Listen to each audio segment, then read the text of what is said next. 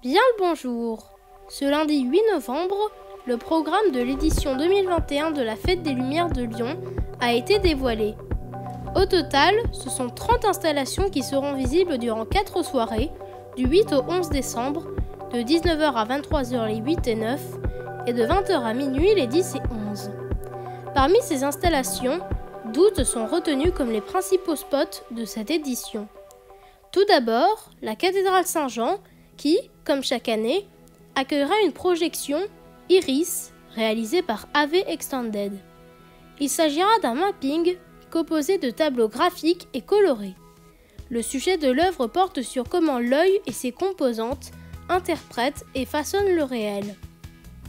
La colline de Fourvière sera cette année sujette d'une œuvre, Vision, cantonnée aux façades entre le palais de justice et la cathédrale pour éviter d'éventuels attroupements. Il s'agira d'une projection d'images fixes représentant une faune et une flore fantasmagoriques. Des images réalisées par luminaristes à l'issue d'une technique artisanale. Sur la gare Saint-Paul, là encore, un mapping appelé Nouvelle Vague réalisé par les rencontres audiovisuelles des Hauts-de-France. Un mapping qui illustrera l'imaginaire, le voyage, l'émotion et l'environnement.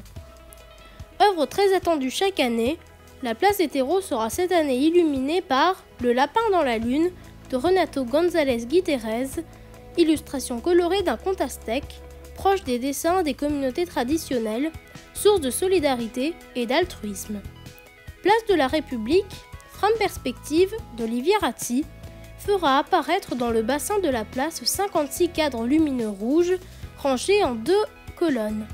La luminosité variera en fonction de la musique. La place des Jacobins accueillera cette année pour la première fois les Lumignons du Cœur, au bénéfice de l'association étudiante Gaëlis.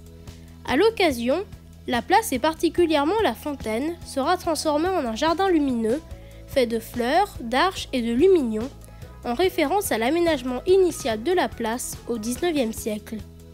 Sur la place des Célestins, Synergetics de Let There Be the Light fera surgir un dôme géodésique de 8 mètres de hauteur, fait de triangles de néon.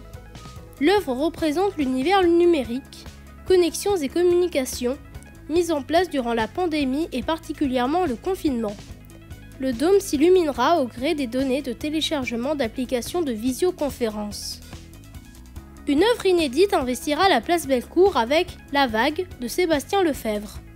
Une vague géante, faite de plus de 350 kakemos, sorte de voile en toile de spi, de 80 mètres de long et de 20 mètres de haut, recouvrira la statue de Louis XIV et le centre de la place. Pour la première fois, 3 installations seront présentes au parc de la Tête d'Or. Tout d'abord, à l'entrée du parc, La créature du lac de Nicolas Paolozzi montrera une sorte de dragon géant de néon, orné aux alentours de nombreux lotus, géants là encore, de lumière.